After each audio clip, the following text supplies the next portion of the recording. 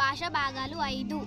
నామవాచకం, సర్వనామం, క్రియ, విశేషణం, అవ్యయం. నామవాచకం పేర్లను తెలిపే పదాలను నామవాచకాలు అంటారు. ఉదాహరణ ప్రణవి, మధుమిత, సాన్విత, దీక్షిత. సర్వనామం పేర్లకు బదులుగా వాడబడి పదాలను సర్వనామం అంటారు. ఉదాహరణకు ఆమె, వారు, అతడు, ఇతడు, ఈమె. క్రియ పనిని గూర్చి తెలిపే పదాలను క్రియలు అంటారు. ఉదాహరణకి ఆడుతున్నాడు, తింటున్నాడు, వెళ్తున్నాడు, చదువుతున్నాడు, చూస్తున్నాడు. విశేషణం నామవాచకానికి సర్వనామానికి ఉన్న గుణాన్ని తెలిపే పదాలను విశేషములు అంటారు. ఉదాహరణ మంచి, చల్లని, నలుపు, తెలుపు, పెద్ద. అవ్యయం లింగవచన విభక్తులు లేని పదాలను అవ్యయం అంటారు.